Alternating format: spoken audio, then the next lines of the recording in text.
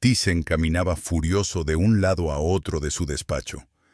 Esa Mia era una chica insignificante y descarada. ¿Cómo se atrevía a hablarle en su presencia? Sí, había cometido un error al hablar con ella, pero dar lecciones al mismísimo Thyssen era una falta de vergüenza y de educación. Por supuesto, podía despedir a su madre, Zaitún, en ese mismo instante, echarlas a la calle inmediatamente y sin paga. Pero quería humillarlas a ella y a su hija, quitarles lo único de lo que se enorgullecían esas miserables mendigas, su supuesta conciencia limpia. Entonces Zaitún, que siempre alaba a su hija, por fin vería la verdad y le daría una buena paliza, como se merecía desde hacía tiempo. Y entonces vio la puerta abierta de la caja fuerte, y al comprobar el contenido, se quedó estupefacto. Había desaparecido todo el dinero en efectivo, y lo que era más importante, el dispositivo antirrobo también había funcionado. El horror por la desaparición dio paso a la malicia y la anticipación de la casa del ladrón. Al levantarse, pensó, ahora lo pagarán. Pero por extraño que parezca, el único que tuvo que pagar fue él. Pero mejor todo en orden. Conrad Thyssen, propietario del próspero imperio textil y de confección Thyssen Textiles, estaba sentado en su despacho, que parecía un museo de arte moderno, con líneas frías y objetos caros, mientras sus largos dedos revisaban los informes de ganancias, pero sus pensamientos, como siempre, estaban ocupados por el control y la sospecha. Odiaba el desorden, odiaba la imprevisibilidad, odiaba a los niños con sus manos pegajosas y sus preguntas descaradas, sentimientos que tenían sus raíces en su propia infancia, en el internado, donde los hijos de padres ricos, al encontrarse fuera del alcance de la vista, se convertían en una manada de lobos feroces, y él, Conrad, a pesar de la posición de su familia, se convirtió en su víctima favorita, y las palabras de su madre, pronunciadas con frialdad en sus escasas visitas. Tú tienes la culpa, Conrad, no sabes defenderte. Le quemaban el alma hasta el día de hoy, haciendo insoportable cualquier muestra de debilidad o confianza. Fuera de la ventana de su despacho, en la última planta del rascacielos, se arremolinaban nubes grises que reflejaban su estado de ánimo actual, cuando la puerta se entreabrió y apareció Zaitún, la limpiadora, una mujer pequeña y frágil con enormes ojos asustados del color del chocolate negro y una pesada melena negra que casi la arrastraba hacia abajo. Su uniforme estaba impecablemente limpio, pero le quedaba demasiado grande y le colgaba como un saco de sus delgados hombros. «Lo siento, señor Thyssen», susurró ella, sin atreverse a levantar la vista por encima de sus caros zapatos. Su acento, suave y melodioso, le cortaba los oídos, recordándole a aquellos trabajadores extranjeros cuya mano de obra barata utilizaba en sus fábricas sin el menor remordimiento, porque la eficiencia estaba por encima de todo. Yo no podía dejar a Mia sola en casa hoy. Mi marido ya no viene, señor. Su voz tembló y Thyssen sintió una irritación familiar, mezclada con desprecio por esa debilidad humana, por los eternos problemas de aquellos que no sabían gestionar sus miserables vidas. Y entonces la vio. Detrás de la falda de su madre asomaba una figura diminuta, una niña de unos 6 años, increíblemente delgada, con los mismos ojos marrones enormes que su madre, pero en ellos no brillaba el miedo, sino un interés vivo, agudo, demasiado adulto para su edad. Mia, la hija de Zaitún, echó un vistazo rápido y perspicaz al despacho, pero no dio un paso adelante sin permiso.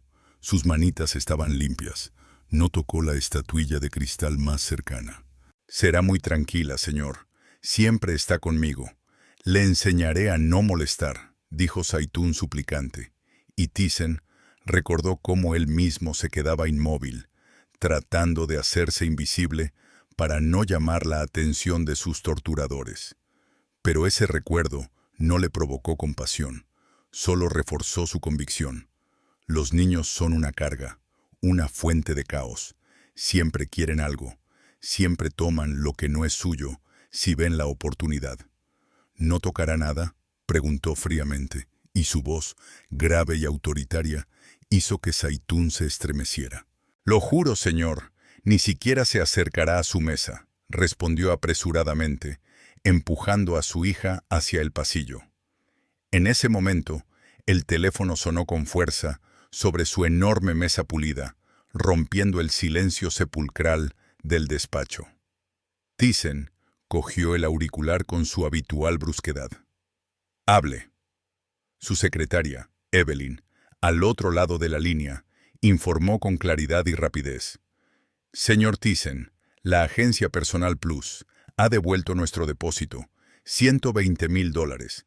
No han podido proporcionar los 30 trabajadores prometidos a tiempo para la nueva fábrica.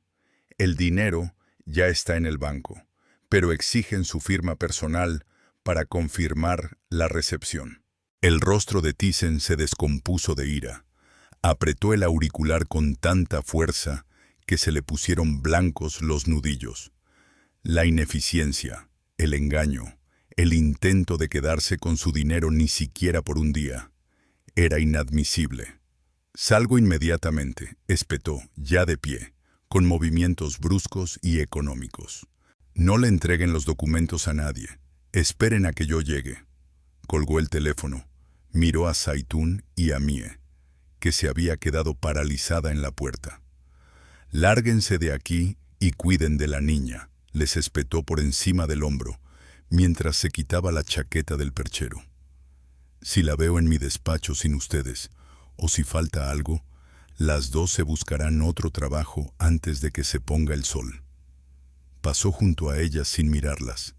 Sus caros zapatos resonaban con paso firme sobre el suelo de mármol, dejando tras de sí una estela de perfume caro y miedo gélido.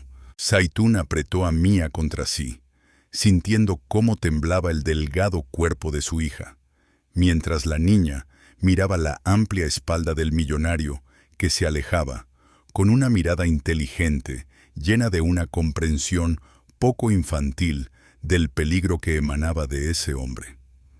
Thyssen, ya en el ascensor, maldecía mentalmente a la agencia y planeaba cómo recuperar su dinero. Lo único en lo que confiaba incondicionalmente, su única protección contra este mundo impredecible que tan a menudo le mostraba su rostro cruel, como en aquel internado donde su riqueza no le había salvado de la humillación. No se dio cuenta de que, al salir apresuradamente del despacho, solo entreabrió la puerta de la enorme caja fuerte empotrada en la pared detrás de su sillón, dejando una estrecha pero enorme rendija por la que se veían, brillando tenuemente, montones de billetes cuidadosamente apilados y los bordes de varios sobres gruesos con documentos importantes. El frío mármol del suelo bajo sus pies descalzos, cubiertos solo por unas finas zapatillas, parecía una prolongación helada de la vergüenza y el miedo que oprimían la garganta de Zaitún cuando el señor Thyssen se marchó, dejando tras de sí solo el aroma de su caro perfume y el silencio opresivo de su despacho. Ella se quedó allí, aferrada a un trapo áspero, como si ese arapillo fuera un ancla en el mar embravecido de su vida, que había perdido repentinamente todo su apoyo 2 semanas antes, cuando Hakim, su marido, cerró de un portazo la puerta de su miserable apartamento en el Bronx para siempre. El recuerdo la invadió, vívido y doloroso. Estaba de pie en la cocina, lavando los platos después de la cena. El agua estaba helada y le escocían las grietas de las manos, mientras Hakim estaba sentado a la mesa, bebiendo cerveza con aire sombrío, con la mirada apagada y malvada. ¿Otra vez tu madre te escribe pidiendo dinero?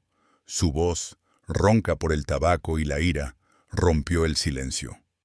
Y tus hermanos holgazanes, dales el dinero. ¿De dónde lo voy a sacar? Yo me mato aquí trabajando y tú... Ella se volvió, tratando de hablar con calma. Hakim, ellos no pueden. Mi madre está enferma. Mis hermanos. Él se levantó de un salto, golpeando la mesa con la botella y derramando la cerveza. ¿No pueden? ¿Y yo sí? ¿Crees que el dinero cae del cielo? Tú no has podido dar a luz nada más que a esta niña. ¿Dónde está mi hijo, Zaitún? ¿Dónde está mi heredero? Sus palabras ardían como carbones encendidos.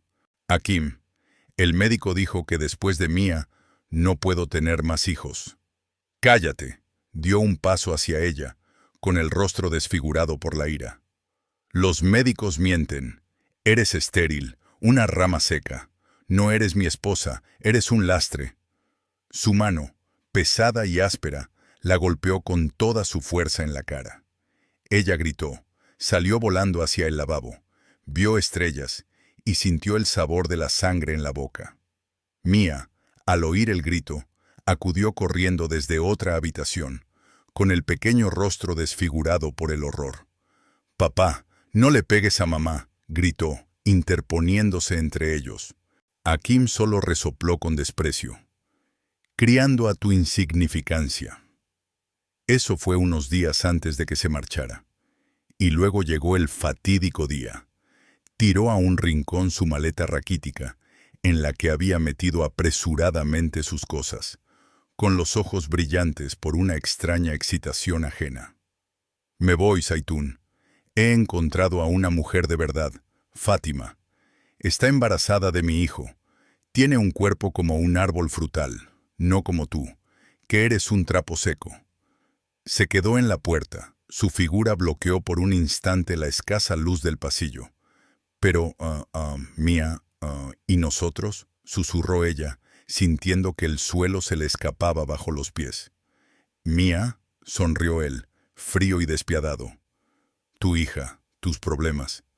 Yo necesito un hijo, un heredero, no esta eterna carga femenina. Vive como quieras, o muere. Me da igual». La puerta se cerró con un golpe tan seco y definitivo que Zaitún comprendió que el puente estaba quemado. Ahora estaba sola, completamente sola en este enorme país extraño, obligada a cargar sobre sus frágiles hombros el cuidado de Mía y de su anciana madre, postrada en cama en la lejana aldea malaya de Ulutimar, donde el olor a tierra húmeda y a campos de arroz era ahora solo un amargo sabor a nostalgia. La carta de su madre, llegada la semana anterior, temblaba en su bolsillo como un ser vivo. Recordaba cada palabra escrita con la mano temblorosa de su vecina Lina. «Hija mía, sol de mi vida, Zaitún, el dolor en los huesos se ha vuelto insoportable, como si unos espíritus malignos me devoraran por dentro. El médico exige dinero para medicinas fuertes. De lo contrario, dice, no me levantaré de la estera hasta el fin de mis días.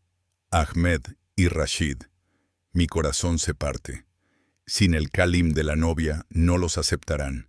Ya se ríen de ellos en el pueblo, los llaman pobres fracasados. 3.000 ringgit, hija mía, solo 3.000. Los necesito como el aire que respiro. Te lo suplico, búscalos. Vende lo que puedas. 3.000 ringgit. Son casi $700. $700 que ella no tenía. Tampoco tenía dinero para lo más necesario aquí, la escuela para Mía. Ayer mismo, de camino al trabajo, entró en una modesta tienda de material escolar. Sus ojos se posaron en los brillantes envoltorios de los cuadernos, en las pulcras pilas de lápices, en los sencillos pero inalcanzables vestidos de uniforme colgados en perchas. Levantó la etiqueta de uno de los vestidos azules más anodinos, $50, casi lo que ganaba en un día. Al lado, una caja de lápices. 12, un juego de lápices. 9, una mochila. 30. Las cifras se fundían en una suma deslumbrante y aterradora. Imaginó a Mía con ese vestido, con la mochila al hombro yendo al colegio, tan inteligente, tan ávida de conocimientos. Y su corazón se encogió con tanto dolor que le cortó la respiración. Las lágrimas, calientes y saladas, brotaron incontenibles de sus ojos, cayendo sobre el barato linóleo del suelo de la tienda. El vendedor le lanzó una mirada de reojo, desaprobatoria. «Señora, ¿está bien?», preguntó con voz irritada. «Sí, es el polvo», respondió ella con voz ronca, secándose la cara con la manga, y salió corriendo a la calle, donde el ruido de los coches ahogó sus sollozos. ¿Cómo iba a conseguir ese dinero? Hakim había desaparecido como el humo. El trabajo de limpiadora en casa del señor Thyssen era su única oportunidad, pero le pagaban lo justo para no morir de hambre, pero no para vivir. Cada céntimo se destinaba al alquiler de su pequeña habitación, a la comida y a las minúsculas remesas que enviaba su madre, que nunca eran suficientes. «Mamá, dame un trapo, por favor, te ayudaré a limpiar el polvo. Yo también sé hacerlo muy bien. No romperé nada».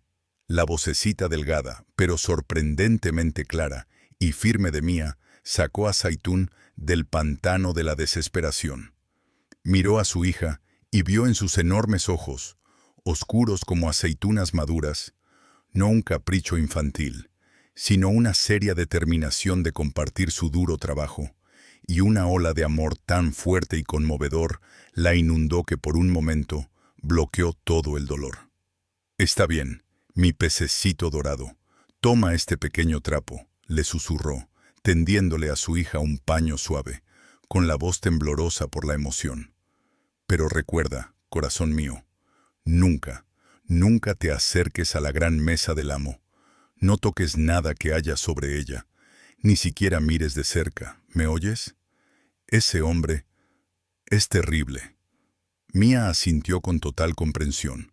Su carita se volvió seria, como la de una adulta. «Tendré cuidado, mamá, como un ratoncito. Ni siquiera se dará cuenta de que he estado aquí». En ese momento, la puerta del despacho se abrió con tal estruendo que Zaitún se estremeció y Mia se pegó instintivamente a su pierna. En el umbral, bañado por la luz del pasillo, se alzaba la figura de Steven, el asistente personal del señor Thyssen, alto, de rasgos afilados y con una expresión de disgusto perpetua en los labios. Las miró con una mirada fría y fugaz, como si hubiera descubierto algo desagradable y pegajoso en el suelo. «¿Qué es este circo, Zaitún?». Su voz, alta y brusca, resonó en el lujoso despacho. «¿O es que has tirado las normas de la casa del señor Thyssen a la basura? Niños. Él no soporta a los niños. Lo sabes perfectamente. ¿O es que tu cabeza hueca solo sirve para acumular polvo?». Zaitún bajó la cabeza al instante, como solía hacer ante Hakim. Apretó el trapo con tanta fuerza que se le pusieron blancos los dedos, tratando de hacerse invisible, de fundirse con la pared. «Lo siento, señor Stephen. Perdóneme». Sus palabras salían entrecortadas y confusas. «Mi marido nos ha abandonado. No tengo a nadie que cuide de la niña. No hará ruido, lo juro. Se sentará tranquila en un rincón». Stephen resopló, con un sonido parecido al siseo de una serpiente. Su mirada despectiva se deslizó hacia Mia, que a pesar del miedo, no bajó los ojos y lo miró directamente, con una pregunta muda. «¿Has traído la miseria aquí?», espetó con gélido desdén, ya de espaldas, dirigiéndose hacia la salida. «Mira, limpiadora, si esta criatura toca algo, aunque sea una mota de polvo, volarás de aquí con tus trastos antes de que puedas decir pío. ¿Entendido?». Dio un paso fuera de la habitación.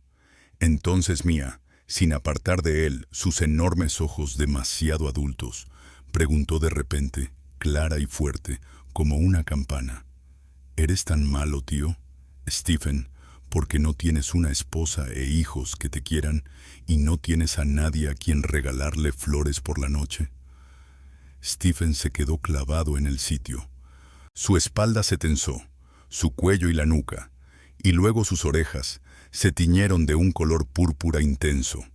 Se giró lentamente, con el rostro desfigurado por una mueca de rabia y una especie de vergüenza patética. Abrió la boca, probablemente para gritar, para lanzarles una lluvia de insultos, pero solo emitió un sonido ahogado, como si se hubiera atragantado. Se dio la vuelta bruscamente y salió, dando un portazo con tanta fuerza que las pesadas cortinas de las ventanas temblaron. Zaitún corrió hacia su hija, la agarró por los hombros, con los ojos llenos de pánico. «Mía, ¿qué has hecho? Nunca, ¿me oyes? Nunca vuelvas a decir eso. Nunca. Esa gente son capaces de hacer cosas muy malas. Pueden echarnos a la calle». Pero en lo más profundo de su corazón, a través del terror paralizante de las consecuencias, se abrió paso un débil y cálido rayo de luz. El orgullo por su pequeña, por su valentía y por esa perspicacia tan poco infantil que había herido profundamente al arrogante Steven. Pasaron el resto del día limpiando en un silencio sepulcral, solo roto por el roce de los trapos y el chirrido del cubo. Zaitún fregaba los suelos, con la mente dividida entre la imagen de su madre enferma, cuyo rostro demacrado se le aparecía con aterradora claridad, y los precios de los productos de la tienda, que se acumulaban en una pared insuperable. Mía limpiaba con esmero el polvo de los estantes inferiores de las estanterías, con la lengua asomando por la comisura de los labios debido al esfuerzo, y con la mirada llena de determinación por ayudar a su madre. Por la noche, cuando ya no quedaba ni una mota de polvo y el brillo del mármol y la madera parecía burlarse de su pobreza, bajaron a la gran cocina, que olía a cebolla frita, ajo y pan recién horneado. Clarisa, la cocinera, cuyo rostro bondadoso y sonrosado, y cuyo cuerpo, que recordaba una montaña suave y cálida, eran todo lo contrario de la fría severidad de la casa de Thyssen, ya estaba poniendo la mesa para ellos en un rincón alejado. «¡Ay, mis queridas abejitas!», exclamó agitando las manos, con voz llena de cordialidad. «Venid rápido, mi solcito Milla. Te he preparado la mejor papilla, con miel dorada y trocitos de manzana dulce. Come y crecerás grande y fuerte, como un auténtico guerrero». Le guiñó un ojo a la niña, con los ojos tan llenos de calidez, que Zaitún relajó involuntariamente los hombros, que tenía tensos por el nerviosismo. Mía asintió con seriedad. «Seré fuerte, tía Clarisa, para ayudar a mamá y para que los tíos malos no me hagan daño». Zaitún sonrió agradecida a la cocinera, observando cómo su hija cogía con cuidado la cuchara y comenzaba a comer con aire concentrado. Esa comida sencilla y generosamente ofrecida, una espesa papilla de avena y un trozo de pan, le parecía ahora una riqueza increíble, un regalo de la vida. Comía en silencio, sintiendo cómo el cansancio, pesado y agotador, se apoderaba de cada hueso. Pero al mirar a Mía, sus movimientos precisos, el brillo de inteligencia en sus ojos oscuros, Zaitún encontró fuerzas para apretar los dientes hasta que le dolieron. Sobrevivir, cueste lo que cueste, ganar dinero para la escuela, salvar a su madre, ayudar a sus hermanos, resistir el desprecio de Steven, superar el miedo a Thyssen, llenar el vacío insondable que había dejado Hakim. Una ráfaga de viento helado del Hudson golpeó a Conrad Thyssen en la cara nada más cruzar el umbral de su lujosa pero sofocante mansión en el paseo marítimo. Y ese frío repentino le pareció un alivio después del calor que le recordaba la debilidad humana, y a esa niña molesta de ojos inteligentes que había irrumpido en su santuario.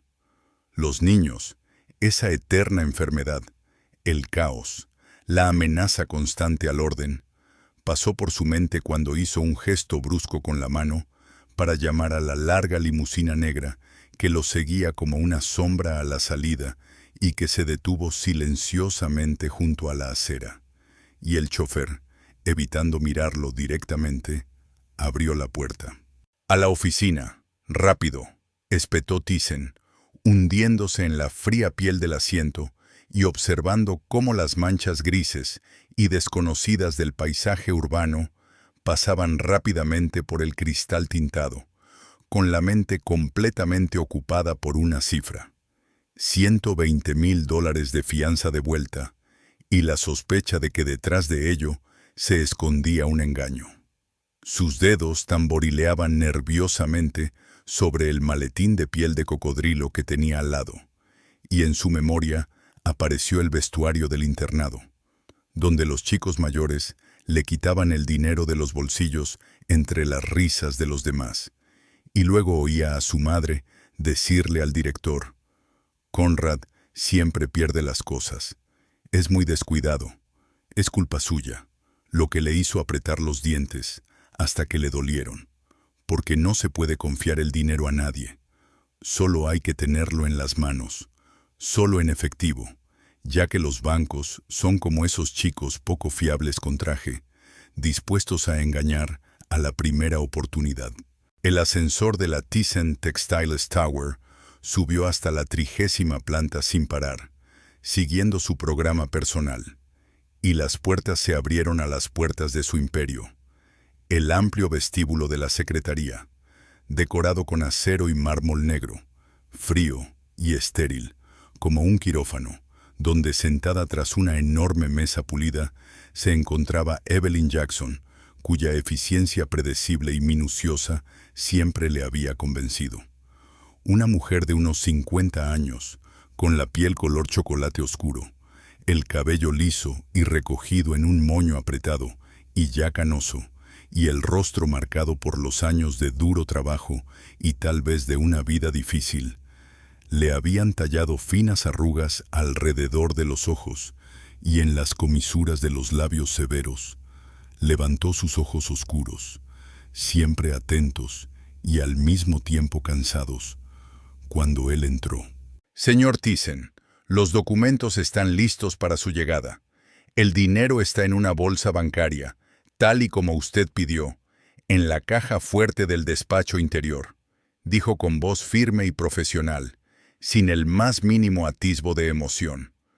«Explíqueme, Evelyn, ¿por qué han devuelto el depósito antes de tiempo? ¿Acaso Personal Plus está intentando romper nuestro contrato?», preguntó él, deteniéndose frente a su escritorio sin sentarse, clavándole la mirada y exigiendo una respuesta inmediata. La razón oficial que figura en su notificación es el incumplimiento de la cuota en los plazos establecidos. No han conseguido contratar a las 30 personas requeridas en la fecha indicada. Pero se detuvo un instante, algo muy poco habitual en ella. «¿Pero qué, Evelyn?». «Hable claro», dijo él con una voz peligrosamente suave. «Según fuentes no oficiales, señor, a través de nuestros agentes en el mercado laboral, se rumorea que la situación ha cambiado drásticamente.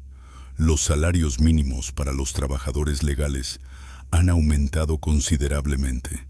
La competencia entre los empleadores ha crecido y por la cantidad que ofrecíamos en el contrato, ahora es simplemente imposible encontrar suficientes personas que quieran trabajar legalmente». Thyssen sintió como una ola de ira le recorría la espalda, irritado por la ineficacia, la avaricia descarada y la estupidez de los proveedores. «Abra inmediatamente la caja fuerte y páseme el paquete», ordenó sin demora.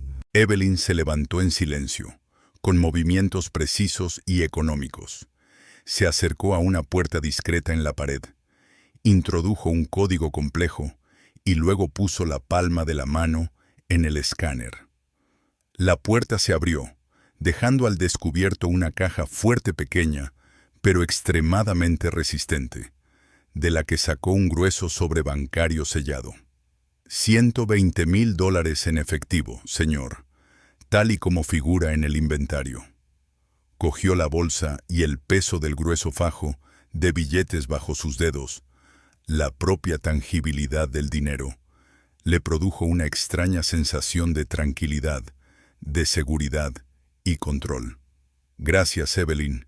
Prepara inmediatamente y envía a Personal Plus una demanda oficial por incumplimiento de contrato, exigiendo la máxima indemnización prevista en nuestro acuerdo. Permítame señalar, señor Thyssen, que existe un riesgo considerable de que impugnen la demanda ante los tribunales, alegando cambios imprevistos en el mercado y fuerza mayor. Comenzó con cautela. Que lo impugnen hasta la última instancia. Su voz resonó en el aire estéril del vestíbulo.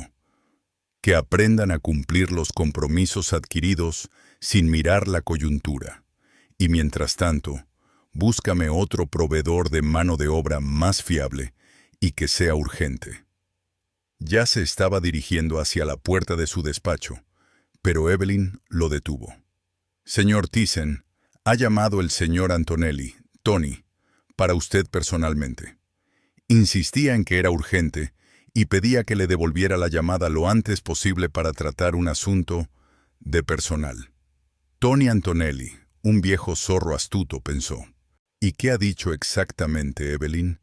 Repítame las palabras textualmente. Él insistió mucho en que le devolviera la llamada personalmente. Dijo que tenía una oferta exclusiva y especial que podría resolver de una vez, por todas nuestro actual problema de falta de personal, pero que solo estaba dispuesto a discutir los detalles en una reunión personal, negándose incluso a dar alguna pista por teléfono. La desconfianza de Thyssen, siempre alerta como un perro guardián, se puso inmediatamente en guardia. Una oferta especial, solo en persona, olía a algo profundamente ilegal, sucio, peligroso, pero el peso de las 120,000 pesetas se sentía en su mano. El problema con la puesta en marcha de la nueva línea de la fábrica pendía como una espada de Damocles sobre los beneficios del trimestre. Bien, concierten una reunión.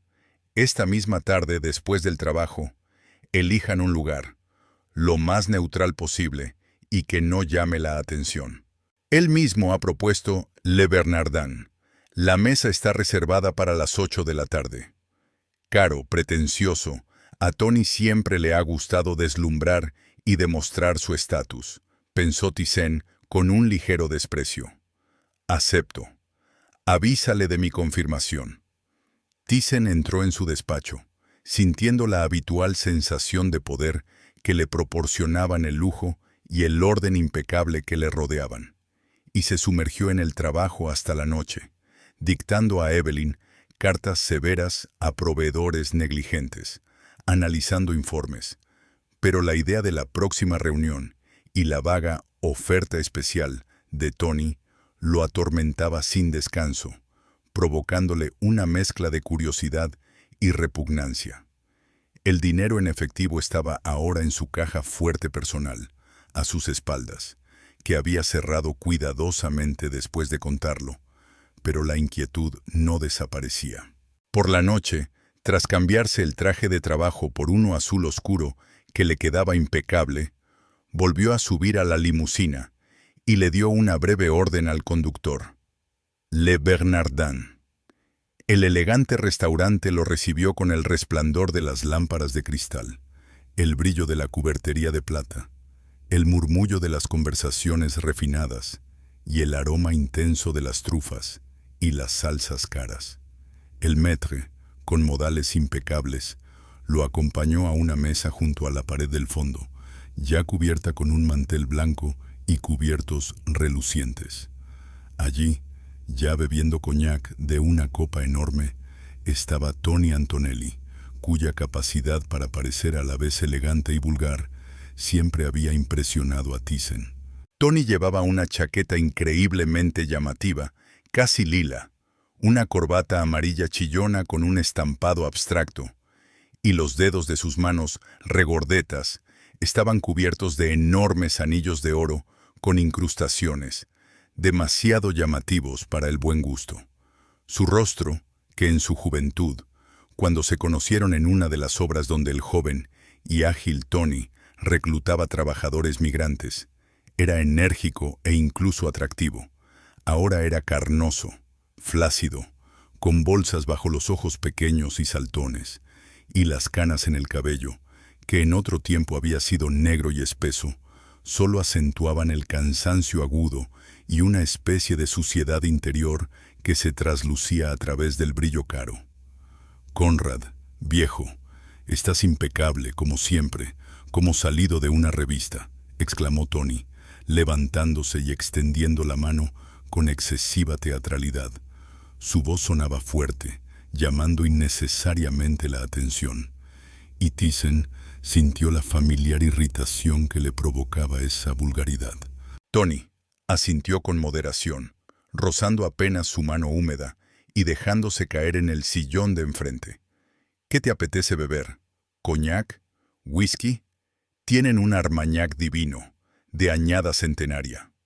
Agua mineral, sparkling, respondió secamente Thyssen, apartando la carta excesivamente recargada. Ah, sí, eres una zeta, siempre lo has sido, sonrió Tony, llamando al camarero con un chasquido de dedos.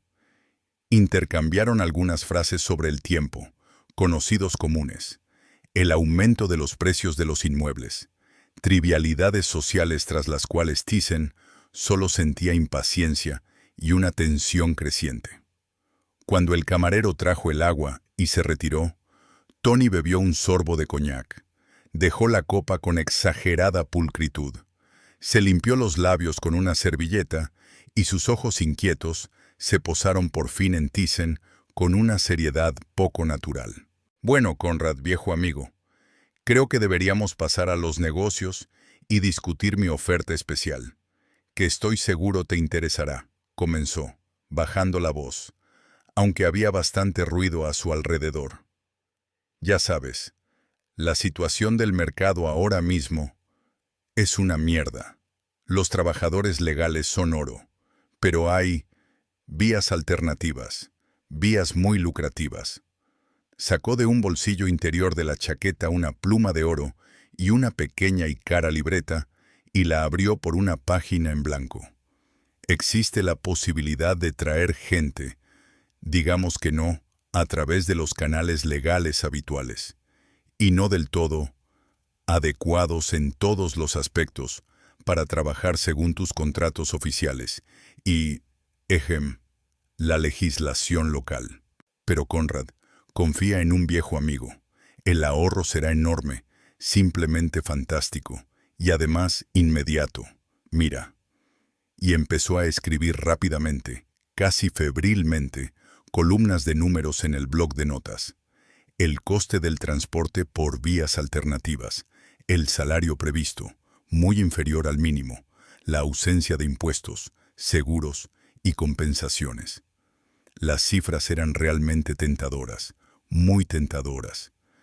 Thyssen observaba en silencio, sus dedos regordetes corriendo por el papel. Escuchaba su susurro confuso, pero convincente, sintiendo como una ola fría de repugnancia se mezclaba con un frío cálculo.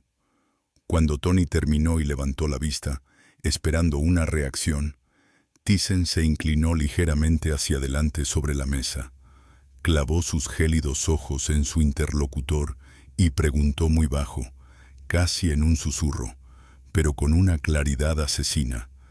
Tony, por favor, explíqueme con toda claridad. ¿De qué tipo de personas está hablando en su oferta especial? Tony Antonelli se inquietó en su silla. Sus dedos regordetes y cubiertos de anillos tamborileaban nerviosamente sobre el borde de la mesa, y sus ojos inquietos se clavaron con dolorosa avidez en el rostro impenetrable de Conrad Thyssen, tratando de captar la más mínima sombra de reacción a sus repugnantes palabras. Verás, Conrad, viejo amigo, susurró, bajando la voz hasta un tono íntimo y obsceno, inclinándose sobre la mesa, repleta de exquisitos aperitivos que ahora le parecían repugnantes a Thyssen. Hay ciertas regiones donde los padres no son muy exigentes, donde una boca más es una carga, ¿entiendes? Niños, niñas, de 12, 13 años, la edad más trabajadora, con dedos ágiles, ideales para telares o trabajos de montaje. Hambrientos significa dóciles, no se quejan. Las condiciones, mínimas.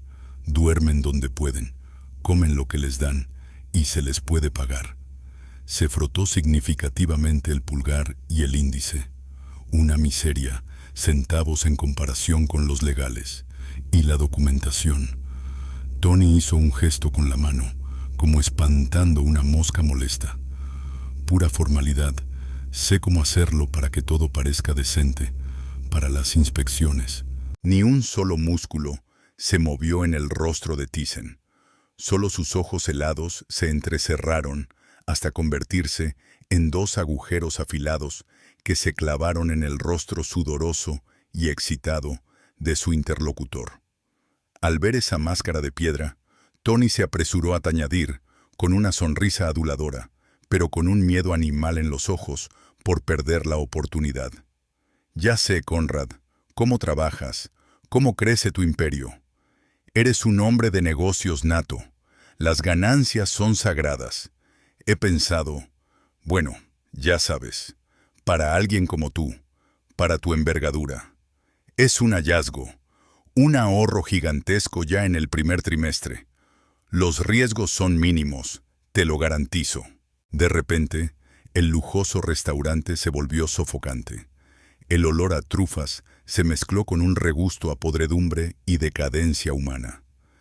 Thyssen se alejó lentamente de la mesa. Sus movimientos eran precisos, calculados, como los de un depredador listo para saltar, pero no sobre su presa, sino sobre un cadáver. «Necesito pensarlo, Tony», dijo con voz tranquila, absolutamente plana, sin rastro de ira ni interés, solo un vacío gélido.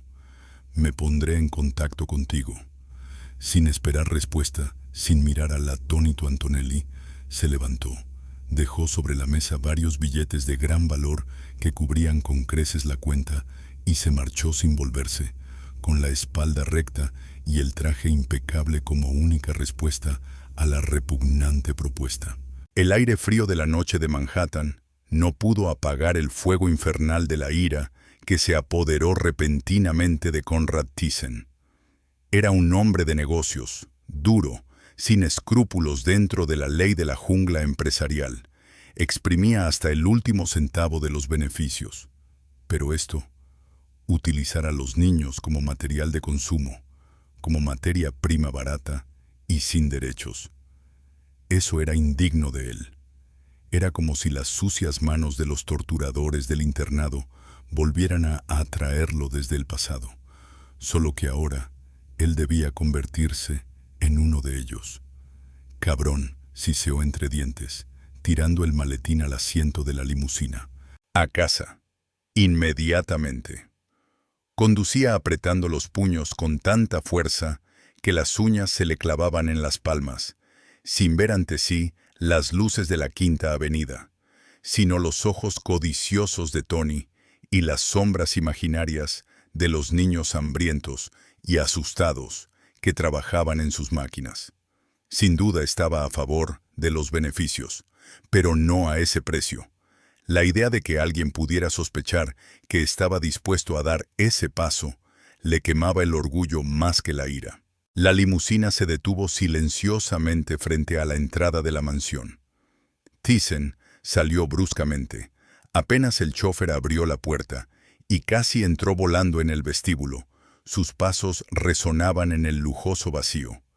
Y allí, en la franja de luz que se veía por la puerta entreabierta del almacén, la vio. Mía, la hija de la limpiadora, estaba de puntillas limpiando un jarrón alto sobre una mesita. Su delgada figura parecía aún más pequeña en la penumbra. Sus enormes ojos se abrieron de par en par cuando vio al dueño de la casa. «Buenas noches, señor Thyssen», susurró, quedándose inmóvil como un ratoncito. Quería gritarle que se fuera, pero la ira aún bullía en su interior, mezclada con un profundo disgusto por todo el mundo. Pasó de largo sin mirarla, pero su suave vocecita lo detuvo junto a la escalera. Señor Thyssen, ¿está usted muy enfadado? ¿Ha tenido un mal día? Thyssen se quedó paralizado. ¡Qué descaro! ¡Qué insistencia! Se volvió, dispuesto a descargar toda su ira sobre ella, pero en lugar de insolencia, vio una sincera preocupación infantil en sus enormes ojos castaños. Y las palabras salieron solas, inesperadas incluso para él, ahogadas, roncas. Sí, son tiempos difíciles. Inmediatamente se arrepintió de su debilidad, de esa estúpida sinceridad con una niña. Pero Mía no se asustó por su tono. Inclinó ligeramente la cabeza y su carita se puso seria. Mi madre dice que los tiempos difíciles siempre pasan, señor Thyssen, dijo con claridad, mirándolo directamente a los ojos. Como pasa la lluvia y luego vuelve a salir el sol. Solo hay que creer y esperar. Sus palabras, tan sencillas, tan banales, resonaron en el silencio del vestíbulo con una fuerza absurda. Thyssen la miró, atónito. La irritación por su propia debilidad dio paso a una fuerte irritación. «Vete a dormir, niña. No estorbes», le espetó, y subió pesadamente las escaleras, sintiendo su mirada fija y demasiado inteligente sobre él. En su despacho, en el Sancta Sanctorum, Thyssen cerró la puerta con llave. El tic-tac del reloj antiguo de la chimenea parecía una burla. Las palabras de Mía, tiempos difíciles, creer, solito, daban vueltas en su cabeza, mezclándose con la imagen de Tony y su propuesta. Se acercó a la caja fuerte empotrada en la pared. La llave giró con un suave clic. La pesada puerta se abrió. Su mirada se posó en los ordenados fajos de billetes y en los gruesos sobres con documentos. Y entonces, como una revelación, le vino una idea. Brillante, malvada, justificando su irritación hacia todo el mundo, especialmente hacia esa niña demasiado inteligente. Ella está aquí. Ella es pobre. Cogerá el dinero de la caja fuerte. Todos lo cogen si ven la oportunidad. El recuerdo del dinero que le robaron de niño y la indiferencia de su madre resurgió con nueva fuerza. Tenía que demostrarse a sí mismo que todos eran iguales. Sacó del bolsillo interior de la chaqueta un pequeño bote plano con pintura fluorescente invisible, un dispositivo para proteger los documentos contra robos que siempre llevaba consigo por recomendación del servicio de seguridad. Con fría y calculada crueldad, fijó cuidadosamente el bote a la pared interior superior de la caja fuerte, dirigiendo el pulverizador hacia abajo, hacia la pila de billetes de $100 que había dejado allí a propósito, no de los más grandes, pero sí visibles. Lo camufló con los documentos que había colocado debajo, dejando solo un pequeño orificio para la boquilla. La trampa era sencilla. Si alguien metía la mano para coger el dinero y tocaba los billetes, un fino chorro de pintura a presión rociaría al ladrón con una marca invisible, pero que brillaba intensamente bajo la luz ultravioleta. Tras cerrar la cerradura con satisfacción, no cerró la caja fuerte del todo. Dejó la puerta entreabierta, lo justo para que se pudieran ver los tentadores billetes si alguien se acercaba y miraba dentro. Tentación, trampa. ¿Para quién? ¿Para Zaitún? ¿O para su hija demasiado observadora? Que lo intenten. Las pillaré con las manos en la masa. Las echaré a las dos. Me demostraré a mí mismo que no se puede confiar en nadie. Sonrió con malicia en la oscuridad del despacho, mirando la rendija de la caja fuerte. El cansancio, la ira y una extraña sensación opresiva tras las palabras de Mía se apoderaron de él. No se cambió de ropa, solo se quitó la chaqueta, apagó la luz y se dejó caer en el sofá de la esquina del despacho, incapaz de ir al dormitorio. La adrenalina dio paso a un vacío sordo. Lo último que vio antes de que un sueño pesado y agitado lo sumergiera en el sueño. Fue la luz fantasmal que se filtraba por la rendija de la caja fuerte, y una vocecita infantil que repetía insistentemente: «Los tiempos difíciles siempre pasan. Hay que tener fe», gimió en sueños, tratando de ahuyentar esa voz. El sueño pesado no trajo paz a Conrad Thyssen. Se despertó en el sofá de su estudio, con los músculos entumecidos y la amargura en el alma. La rendija de la caja fuerte, oscura y abierta, le parecía un reproche mudo a su propia desconfianza. Se levantó rápidamente, se acercó a la caja fuerte y sacó una linterna ultravioleta del escritorio. El haz de luz, frío y azul, se deslizó por la pila de billetes falsos. Nada, ni el más mínimo brillo fluorescente. El dinero estaba intacto. La decepción, aguda y absurda, se mezcló con la irritación. ¿No lo vieron? ¿No se arriesgaron? ¿O esa chica es tan astuta como una zorra?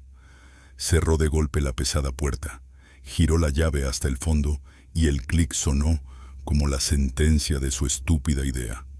Quitó el bote trampa y lo tiró de nuevo al cajón del escritorio. Bajó al comedor y se bebió mecánicamente el café fuerte que le había preparado Clarissa, junto con una tostada seca, sin prestar atención a Zaitun, que limpiaba el aparador, ya reluciente, ni a Mía, sentada en un rincón y dibujando con esmero en un trozo de papel con los lápices de colores de Clarissa.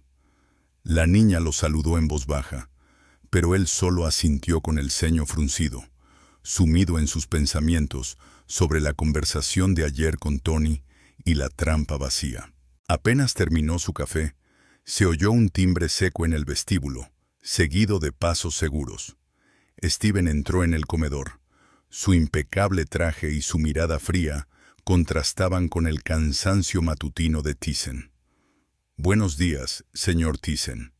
Traigo los informes urgentes sobre la nueva línea de la fábrica y el proyecto de demanda contra Personal Plus», dijo con voz seca, dejando una gruesa carpeta sobre la mesa. Evelyn pidió que se lo entregara inmediatamente. Se trasladaron al despacho, donde Stephen expuso con claridad y sin rodeos las cifras. Los retrasos por la falta de mano de obra ya le habían costado a la empresa decenas de miles de beneficios potenciales. Las agencias o bien no dicen nada, o bien piden precios un 30% más altos que ayer, concluyó Steven con un tono de desprecio hacia su incompetencia. Thyssen escuchaba, tamborileando con los dedos sobre la mesa. Las tentadoras y repugnantes cifras de Tony volvieron a aparecer en su mente. Niños, dinero, un ahorro colosal. «Está bien, Stephen, déjalo, lo estudiaré. Dile a Evelyn que prepare todo para posibles negociaciones alternativas sobre el personal», dijo inesperadamente, al percibir una fugaz expresión de sorpresa en el rostro de su asistente. «Por supuesto, señor», asintió Stephen, se dio la vuelta y salió. Thyssen se quedó solo. El silencio del despacho era agobiante. Se levantó, se acercó a la ventana y miró al cielo gris. La propuesta de Tony, tan repugnante como la suciedad bajo las uñas, de repente le pareció no solo tentadora, sino casi la única salida lógica en esa situación. Eficacia. La supervivencia del más fuerte. ¿No era eso lo que le había enseñado la vida? Sus pensamientos fueron interrumpidos por el ruido del agua que salía de la puerta entreabierta del cuarto de baño, al final del pasillo. Salió del despacho y se quedó inmóvil. En el cuarto de baño, arrodillada sobre las baldosas mojadas, Zaitun fregaba con un cepillo las juntas de los azulejos. Tenía la espalda tensa, el pelo mojado pegado al cuello, y sus delgadas manos trabajaban con la cansada automatización de una máquina.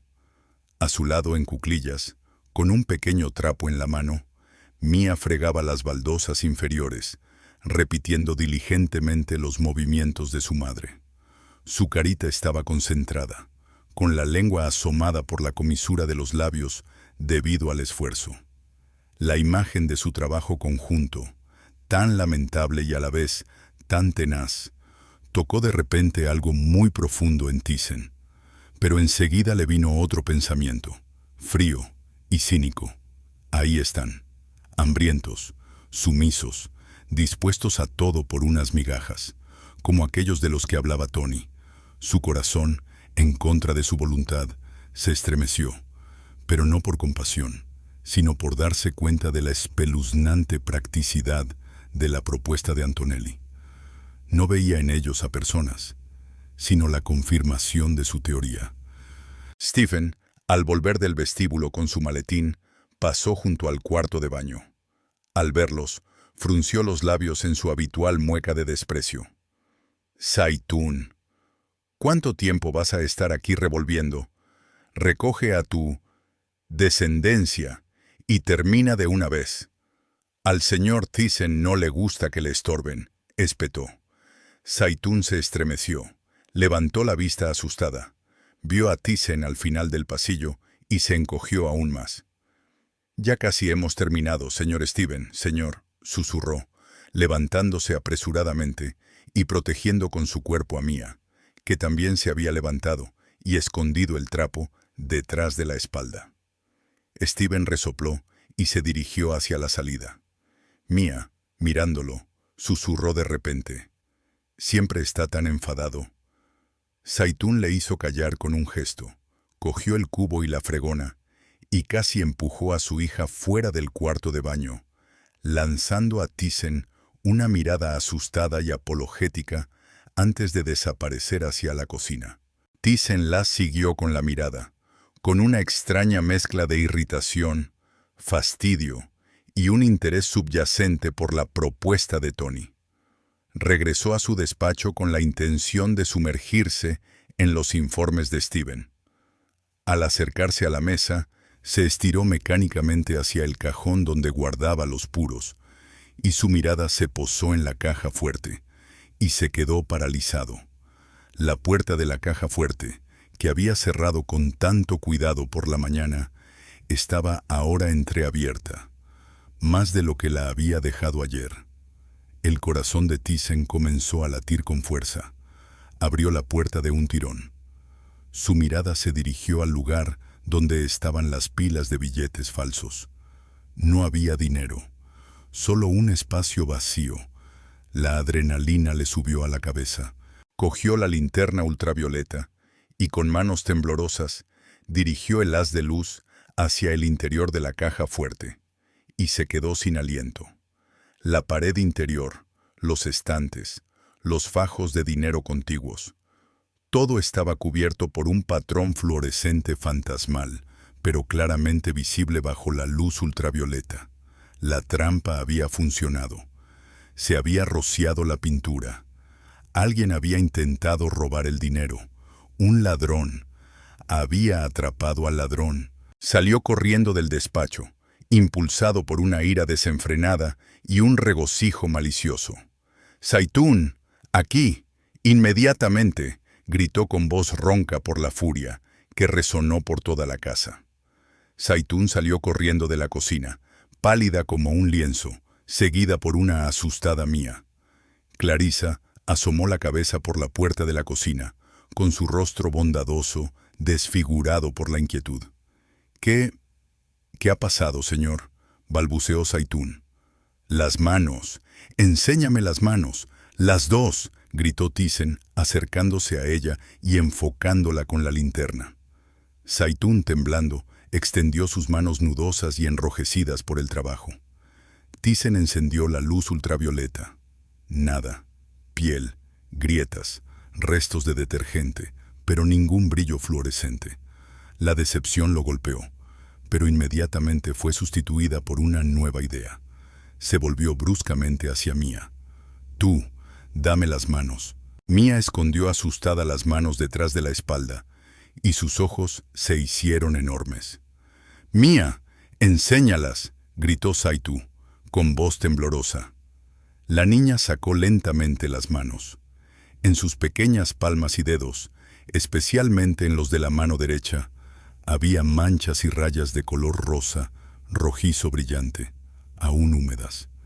Thyssen apuntó triunfalmente con la linterna hacia ellas. El rayo ultravioleta iluminó las manchas, pero no brillaban, simplemente seguían rojas. Es remolacha, señor», dijo Clarisa en voz baja, limpiándose las manos en el delantal y mostrando sus propios dedos, también manchados con las mismas manchas rojas brillantes, no fluorescentes. Estaba haciendo borscht. Mía me ayudó a pelar la remolacha antes de ir al colegio. Me pidió que le dejara. Le di un trozo. «Lo siento, señor Thyssen, es culpa mía». Clarisa lo miró con horror, sin poder articular palabra. Thyssen se quedó clavado en el sitio, como si le hubiera atropellado un coche. La pintura había funcionado. El dinero había sido robado. Pero no había pintura en las manos de Zaitún ni en las de Mía, solo jugo de remolacha inofensivo. La ira dio paso a una perplejidad helada y a una furia creciente. ¿Quién era entonces el ladrón? Su mirada, pesada y sospechosa, se deslizó lentamente por el pálido rostro de Zaitún, por la cara asustada de Mía, por el rostro sonrojado de Clarisa, y se detuvo en la puerta por la que acababa de salir Stephen. La pintura había funcionado, pero no con ellos. El dinero había desaparecido. Se dio media vuelta bruscamente y se dirigió al vestíbulo, hacia la puerta principal. Stephen ya estaba junto a su costoso sedán, aparcado en la acera, abriendo la puerta. Su espalda, recta y segura de su derecho, irritaba aún más a Thyssen. «Stephen, vuelve, ahora mismo». La voz de Thyssen, grave y cortante como un latigazo, hizo que el asistente se estremeciera y se diera la vuelta. En su rostro pulido se dibujó una expresión de sorpresa, que rápidamente dio paso a la habitual máscara de servilismo, ligeramente empañada por la irritación. «Señor Thyssen, ¿ha pasado algo?». Cerró apresuradamente la puerta del coche y se dirigió de nuevo a la casa. «Entra», dijo Thyssen, apartándose para dejarlo pasar. Sus ojos examinaron fijamente las manos de Stephen, limpias, cuidadas, con una manicura impecable. Ni el más mínimo rastro de pintura o remolacha. Pero las sospechas no se disiparon. Estaba aquí. Era el único que podía, aparte de ellos, pero no tenían pintura. Thyssen no llevó a Stephen al despacho, sino a la cocina. La visión de 3 mujeres asustadas hizo que Stephen frunciera la nariz con disgusto. «¿Qué es este jaleo, señor Thyssen?», preguntó, con su habitual tono de desprecio. «Dinero, Stephen», comenzó Thyssen fríamente, observando la reacción de su asistente. «Una suma considerable. Desapareció de mi caja fuerte durante la noche. Solo estaban ellas en la casa. Y tú». No mencionó todavía la trampa con la pintura. Stephen se quedó paralizado por un segundo. Sus ojos se movieron rápidamente de Thyssen a las mujeres y viceversa. Luego, su rostro se distorsionó con una ola de indignación genuina y furiosa. Se rió, breve y maliciosamente. «¿Lo dice en serio, señor? ¿Me está comparando con esa escoria?» Su voz resonó, ganando volumen y virulencia. Dio un paso adelante, señalando con el dedo a Zaita, que se encogió aún más. «Ahí está, esa criatura sucia y quejica. Ella y su cachorro se mueven por aquí como chacales alrededor de un cadáver. ¿Creéis que es capaz de algo más que fregar suelos y mendigar limosna?» Sus palabras fluían como un torrente de inmundicia. «Ella no es nadie. Es escoria de la sociedad, que ha venido aquí desde algún agujero para chuparle los jugos a nuestro país. Trabaja por 4 duros porque no es capaz de nada más. Y ese bastardo suyo es un ladrón mendigo de sangre, estoy seguro. Todos son así. Míralos, uno está todo lloroso y asustado, y la otra es una rata de cocina gorda que solo sabe alimentar a la chusma ajena». Se volvió hacia Clarissa, que se puso pálida y sacudió la cabeza. ¿Y tú qué haces ahí, saco de cebo? ¿También estás involucrada? Seguro que has repartido el botín. Sois todos podredumbre, parásitos. Hace tiempo que deberían haberos echado de aquí con un trapo junto con la basura. ¿Creéis que el señor Thyssen os tolera por bondad? Os tolera por lástima, que es lo único que merecéis. Sois una vergüenza, una mancha en esta casa. ¿Y os atrevéis? ¿Os atrevéis a robar a un hombre que os da cobijo y las migajas de su mesa? Gritaba insultos, con la cara enrojecida y salpicando saliva. Thyssen escuchaba, con el rostro impasible. Por dentro hervía. Una parte de él, la que había crecido despreciando la debilidad, la que acababa de reflexionar sobre la practicidad de los niños esclavos, estaba de acuerdo con Stephen. Sí, eran inferiores. Sí, dependían de su misericordia. Sí, eran los ladrones más probables. La lógica de Stephen era repugnante, pero comprensible. No tenían las manos manchadas de pintura. Pero Stephen tampoco. Era un callejón sin salida. Zaitún lloraba, tapando los oídos de mí, pero la niña se soltó, y sus enormes ojos, llenos de lágrimas, pero también de una extraña determinación, no miraban a Thyssen, sino a Stephen. Y cuando el asistente hizo una pausa para tomar aliento antes de continuar con su diatriba, en el silencio resonante se oyó su vocecita, pero sorprendentemente clara, dirigida directamente a Stephen. «Tío Stephen, ¿para qué necesitabas el pañuelo de mamá? ¿El pequeño y azul?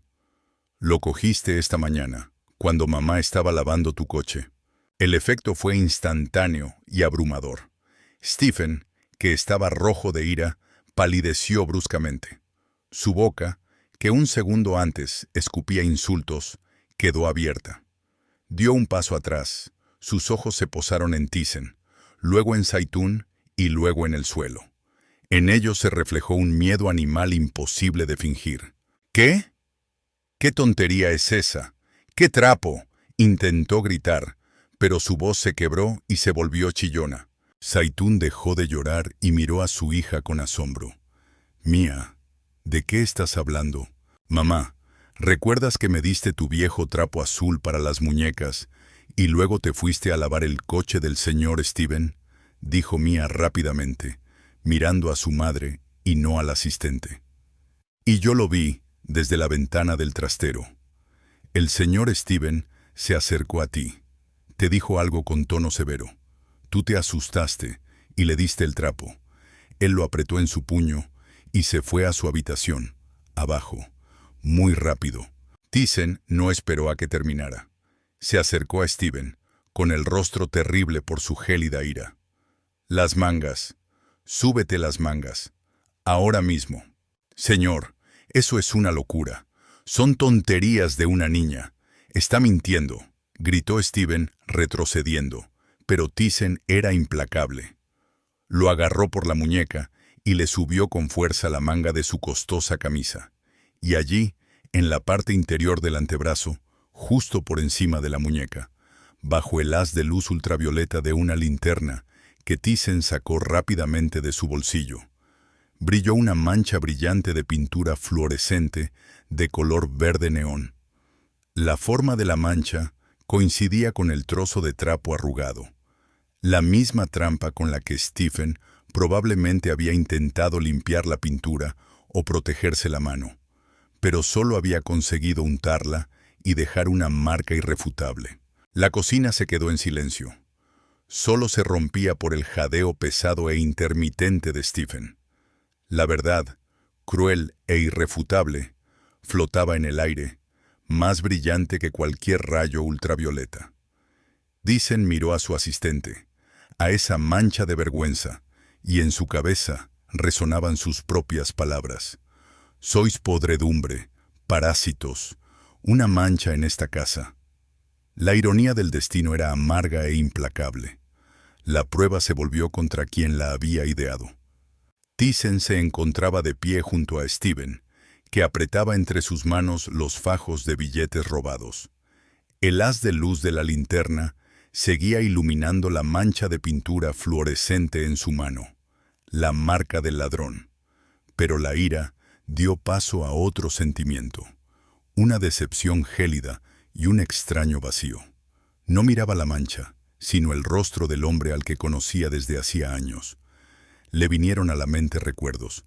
El joven Steven, 10 años atrás, con un traje barato pero limpio, los ojos llenos de ambición, un prometedor graduado de la escuela de negocios. La recomendación de su difunto padre, el viejo contable Thyssen, honesto hasta la exageración. Tu hijo no te defraudará, Conrad. Es muy trabajador. Y Stephen no defraudó. Los primeros años, dedicación fanática, trabajo hasta altas horas de la noche, cumplimiento perfecto. ¿Cuándo se fue todo al traste? ¿Cuándo la ambición se convirtió en rencor?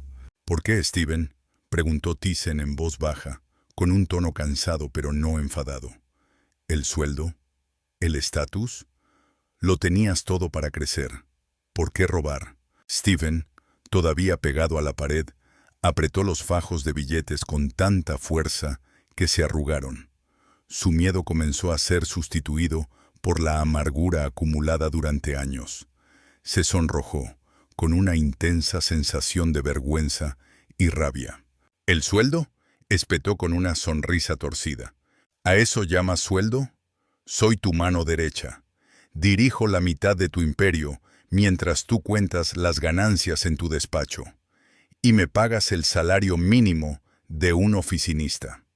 Me pagas lo justo para que no me muera de hambre y no me escape, porque sabes que no tengo a dónde ir. Todo el mundo sabe cómo acabas con los que se atreven a marcharse. Una marca negra, Thyssen. Nadie en la ciudad contratará a alguien que haya sido expulsado de textiles.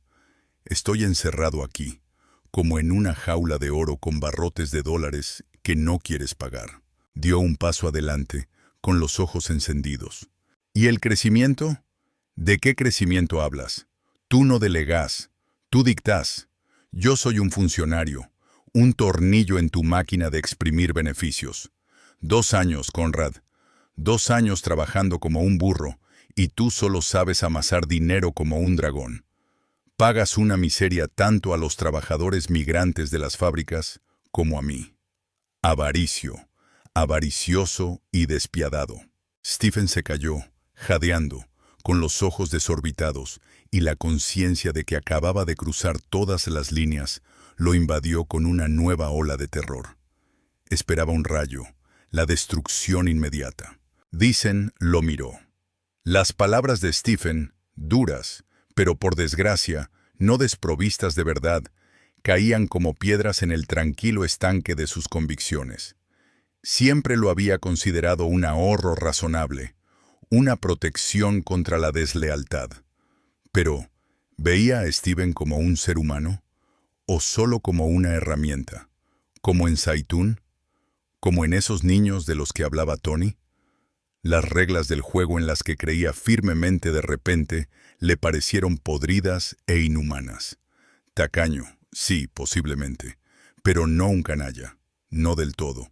«Devuelve el dinero», dijo Thyssen con voz firme, sin levantar el tono. «Todo, hasta el último billete. Y vete. Ahora mismo. Las llaves del coche de la empresa están en la mesa del vestíbulo. No quiero volver a verte». Stephen se quedó paralizado, sin dar crédito a sus oídos. ¿No era un despido con deshonra y amenazas? Simplemente que se fuera. En silencio, con manos temblorosas, sacó de los bolsillos de la chaqueta y los pantalones los fajos arrugados de billetes de $100 y los tiró al suelo, a los pies de Thyssen. Su rostro estaba desfigurado por una mezcla de vergüenza, incredulidad y un cierto alivio. No dijo ni una palabra, se dio la vuelta y casi corrió hacia la salida, con lágrimas corriendo por sus mejillas, lágrimas por el fracaso de su carrera, sus esperanzas y, tal vez, la vergüenza. Thyssen no recogió el dinero de inmediato. Se quedó de pie en medio del caos de la cocina, que de repente Se había quedado vacía, sintiendo cómo se derrumbaban los pilares de su mundo. ¿Eficacia? ¿Control? ¿Beneficios a cualquier precio? El precio había resultado demasiado alto. Convertía a las personas, a Steven, a Saita, a los niños hambrientos de Tony, en animales enloquecidos o esclavos sin derechos. Los tiempos difíciles siempre pasan. Hay que tener fe. La voz de Mia volvió a resonar en su mente, pero ahora con un significado diferente. ¿Fe? ¿En qué? ¿En la humanidad? ¿En que las cosas pueden ser diferentes? Levantó el dinero. Sus movimientos eran lentos, meditados. Entró en el despacho y se sentó a la mesa. Delante de él había un bloc con los números de Tony. La tentación seguía siendo grande. Ahorro, la solución al problema. Pero ahora veía detrás de los números los rostros de los niños, hambrientos, asustados, como los niños del internado, como él mismo.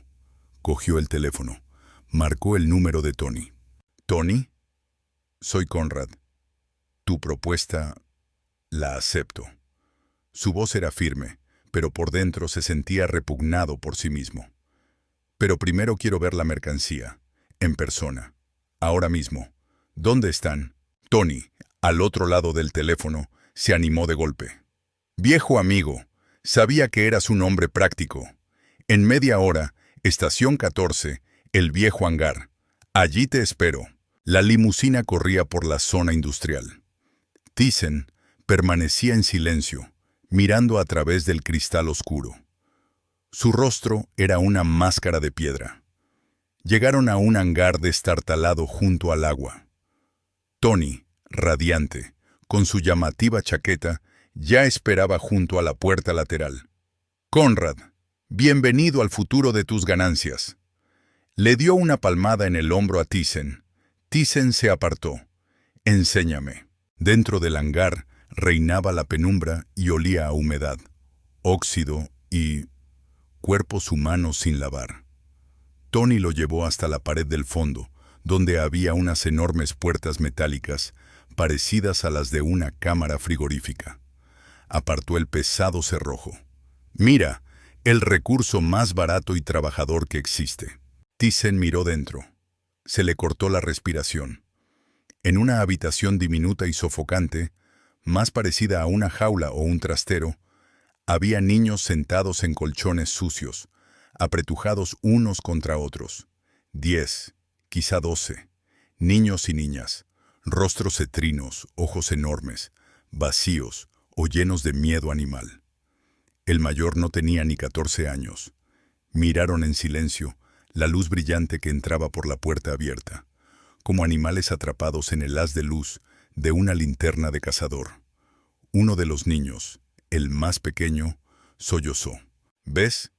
Trabajadores perfectos, callados, obedientes». Tony comenzó su repugnante panegírico, pero Thyssen ya no le escuchaba. Solo veía esos ojos, ojos como los de Mia, pero sin el brillo de la esperanza. Ojos como los que él mismo tenía en el internado. Ya no era una propuesta, era un abismo. Y entonces, como si fuera una señal, se oyeron fuera del hangar sirenas estridentes, rugidos de motores y gritos. «Policía, manos arriba, quietos». Los brillantes rayos de los faros y las linternas irrumpieron en la oscuridad del hangar, cegando a Tony. Su rostro se contorsionó por el pánico. «¿Qué? ¿Quién?» «Conrad, tú». Intentó correr hacia la salida de emergencia, pero por allí ya salían personas con chalecos antibalas y metralletas. Thyssen se quedó inmóvil, observando cómo los policías tiraban al suelo al gritando Tony y le ponían las esposas. Su rostro permanecía impasible. Después de todo, hacía una hora, en su despacho, tras la llamada de Tony, estaba marcando otro número. La voz al otro lado. «Departamento de Lucha contra la Trata de Personas. Teniente Rice. Thyssen. Tengo información sobre un gran grupo de menores introducidos ilegalmente en el país. Antonell y Tony. Dique 14. Hangar B. Ahora mismo. Y yo estaré allí para que no sospeche. Actúen. Salió del hangar al aire frío de la noche, sin mirar a Tony, que gritaba mientras lo arrastraban hacia el coche de policía. Las sirenas sonaban, iluminando la lúgubre estación con una luz roja irregular. Thiessen se acercó a su limusina. El chofer le abrió la puerta. ¿A casa, señor?, preguntó. «A casa», respondió Thiessen en voz baja mientras se sentaba en el asiento. Cerró los ojos. Los ídolos, las ganancias a cualquier precio, el control absoluto, la desconfianza, yacían en ruinas. Había atrapado al ladrón, pero había perdido la fe en su sistema. Había entregado al canalla, pero casi se convierte en uno de ellos. Y en algún lugar del oscuro hangar quedaron los ojos de los niños, que lo perseguirían. Pero había otros ojos, grandes, castaños, llenos de una sabiduría que no era propia de niños. Los tiempos difíciles siempre pasan. Hay que creer. Quizás aún no había nada en lo que creer, pero era necesario actuar. La mañana traería nuevas decisiones, los últimos en esta historia. La mañana después de la pesadilla del hangar, encontró a Conrad Thiessen en su despacho antes de lo habitual. La luz gris del amanecer apenas se filtraba a través de las cortinas, iluminando el lujo familiar que ahora le parecía extraño, impregnado de viejas y envenenadas convicciones. Ante sus ojos no veía fajos de billetes, sino los ojos asustados de los niños en la oscuridad del hangar, y en contraste, la mirada clara y valiente de Mia, y las palabras de Steven, pronunciadas con ira, pero que dieron en el blanco. Tacaño, tacaño, despiadado tacaño. Ya no podía ignorar esa verdad. El silencio se rompió con un suave golpe en la puerta. Entró Evelyn Jackson, con su impecable traje, el pelo recogido en un moño apretado y los ojos atentos y cansados, como siempre. Traía el correo y el café. «Buenos días, señor Thiessen. Anoche llegó la confirmación de la policía sobre el caso Antonelli. Lo han detenido y los niños han sido entregados a los servicios sociales. El teniente Rice le pide que le dé las gracias por la información». Su voz era tranquila y profesional, pero Thiessen percibió en ella una pregunta apenas perceptible, una perplejidad ante su inesperada actuación. «Gracias, Evelyn», dijo sin mirar los papeles. La miró de verdad, quizá por primera vez en muchos años. Vio las profundas arrugas de cansancio alrededor de los ojos, la línea dura de los labios apretados, que soportaban el peso de lo no dicho. Le vinieron a la mente fragmentos de recuerdos, como cuando Evelyn decía: «Señor Thiessen, el informe sobre la rotación de personal en la fábrica, número 3. Los trabajadores se quejan de las horas extras. Los salarios son inferiores a los del mercado». Él sin mirar: «Déjalo, siempre se quejan. La competencia paga menos». Otras veces: «Señor, los cálculos del paquete social, incluso un seguro médico mínimo, aumentaría considerablemente la lealtad». Él, con un gesto de irritación, hizo un gesto con la mano. «Gastos innecesarios. Están sanos mientras trabajan». ¿Cuántas veces había intentado hacerle entender? Y siempre se había topado con el muro de hielo de su eficiencia. «Evelyn», comenzó él, y su propia voz le pareció extraña, desprovista de la firmeza habitual de un mando. «¿Recuerdas esos informes? Los cálculos que me mostraste sobre las horas extras, los salarios, los programas sociales? Hace un año, 2». Evelyn se quedó inmóvil con la bandeja en las manos. El café en la taza tembló ligeramente. Sus ojos oscuros, siempre atentos, se abrieron de par en par, y en ellos brillaron la incredulidad, la confusión y, a continuación, una esperanza cautelosa, casi aterradora. Lo recuerdo, señor Thyssen. Siguen, siguen siendo válidos. Es más, la situación solo ha empeorado. Nuestros salarios ahora son casi un 20% inferiores a la media del sector, y las exigencias de producción. Se detuvo, temerosa de decir algo innecesario. Tráigalas, todas, y cuénteme con detalle lo que propuso entonces, y lo que propone ahora. Dicen señaló la silla frente a la mesa. El gesto era inusual. Evelyn dejó lentamente la bandeja. Se sentó en el borde de la silla, como temiendo mancharla. Al principio, su voz era tensa, tímida, pero a medida que se sumergía en las cifras, en los gráficos, en historias concretas de las fábricas, sobre lesiones por fatiga, sobre familias que apenas llegaban a fin de mes, sobre maestros talentosos que se habían ido a la competencia por unos centavos más. Su voz se hizo más fuerte, llena de pasión y convicción, que durante años había ocultado bajo una máscara de profesionalidad impasible.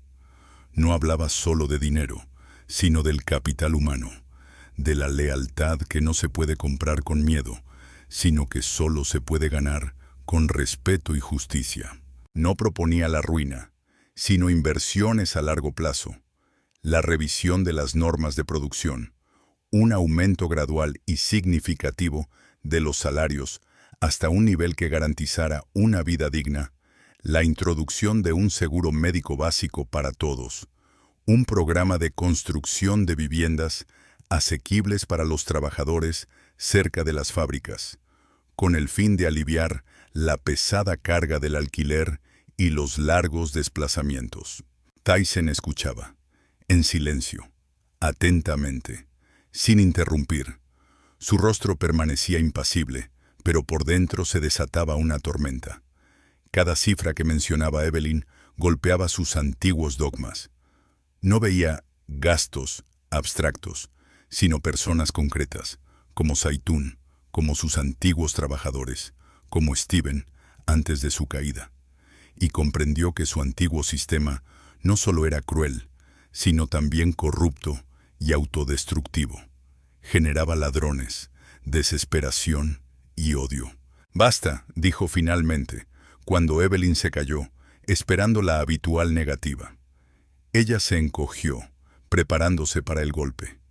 Pero él levantó la cabeza y sus ojos helados se encontraron con los de ella, llenos de angustia. «Tus cálculos están bien fundados. El plan es razonable. Ponte en contacto inmediatamente con el jefe de contabilidad y el abogado. Transmíteles mi orden, que comiencen un recuento completo del sistema de remuneración en todas las empresas de textiles. El nivel básico será un 25% más de las tarifas actuales a partir del próximo trimestre. Las normas de producción se revisarán a la baja en un 10%, teniendo en cuenta el factor humano y la seguridad. Se elaborará y aplicará un paquete básico de seguro médico para todos los empleados, incluidos los trabajadores temporeros, antes de que finalice el año. Y en cuanto al programa de vivienda, hizo una pausa. Se asignarán los fondos necesarios del fondo de reserva y de los beneficios actuales. Se iniciará inmediatamente el diseño del primer edificio de viviendas junto a la fábrica número 1. Se dará prioridad a las familias numerosas y a quienes hayan trabajado más de 5 años. Evelyn se quedó sentada, como petrificada. Le temblaban los labios y se le llenaron los ojos de lágrimas, que intentaba contener desesperadamente. «Señor Thyssen, ¿está seguro? Es un gasto enorme. La competencia, los accionistas, que aprendan los competidores», cortó Thyssen, y por primera vez en su voz no se percibía rencor, sino una firme determinación. «A los accionistas, presénteles un informe sobre los beneficios a largo plazo del aumento de la productividad y la reducción de la rotación de personal. Habrá problemas, grandes, lo sé, pero hay que hacerlo. Es Un reajuste. Pronunció la última palabra con especial énfasis. Un reajuste no solo de los salarios, sino de toda su vida, de todos sus principios. Unos meses más tarde, el sol otoñal, dorado y suave, jugaba en el largo y oscuro cabello de Mia, trenzado en dos pulcras coletas. Llevaba el nuevo uniforme del colegio, un vestido azul sencillo pero de buena calidad, con cuello blanco, medias blancas y zapatos negros brillantes. La mochila que llevaba a la espalda le parecía un cofre mágico lleno de tesoros, conocimientos. Caminaba con cuidado por el sendero que conducía a una pequeña pero acogedora casita situada en el fondo del jardín de la mansión de los Thyssen, claramente nerviosa por su primer día de colegio. Zaitún estaba a su lado. Ella también vestía ropa nueva, un vestido modesto pero elegante de buena lana, regalo de la casa. Su rostro, que aún conservaba rastros de cansancio, ahora resplandecía de felicidad y orgullo. Sus ojos, enormes y castaños, brillaban como en su juventud. La vida en la casa anexa, limpia, cálida, con un pequeño jardín, un trabajo estable y bien remunerado como ama de llaves, un puesto que Thyssen le había ofrecido tras despedir a la anterior, una persona incompetente, la posibilidad de aprender inglés por las tardes. Todo eso parecía un cuento de hadas después de la pesadilla del año anterior. Le arregló el cuello a mí. Una sombra cayó sobre el camino. Se dieron la vuelta. Conrad Thyssen estaba en la puerta de la mansión, vestido para ir a la oficina. Su mirada se posó en Mie, con su nuevo uniforme, y en el rostro feliz de Zaitún. En sus ojos no había ni calor ni sonrisa, pero tampoco había el muro de hielo de antes. Había una valoración neutral, satisfacción por haber restablecido el orden, o algo más. Señor Thyssen, Zaitún hizo una reverencia respetuosa, pero no servil. Gracias, muchas gracias por todo. Por la casa, por el trabajo, por la escuela de Mie. Su voz temblaba por la emoción. Thyssen frunció ligeramente el ceño, como si hubiera oído algo desagradable. Hizo un gesto brusco con la mano, el mismo gesto familiar de impaciencia y rechazo a los sentimentalismos. No es nada, Zaitún. Es solo una pequeña parte de lo que hay que hacer. No llegues tarde al trabajo. Asintió a Mia. Estudia mucho, niña. Y dándose la vuelta, desapareció en la casa, dirigiéndose a la limusina que lo esperaba para llevarlo a la fábrica número 1, a la primera inspección del avance de la construcción de ese mismo edificio residencial. Zaitún lo miró, luego abrazó a Mia y la apretó contra sí. Vamos, mi pececito, vamos al colegio. Mia tomó a su madre de la mano. Sus ojos inteligentes miraban pensativos la puerta cerrada de la mansión. No dijo nada, pero en su pequeño corazón ya lo sabía. Los tiempos difíciles para ellos realmente habían pasado. Y para el señor Thyssen, sus propios tiempos difíciles, el tiempo de reevaluar todo, apenas comenzaban. Y eso era solo una pequeña parte, el primer paso difícil en el largo camino hacia la redención.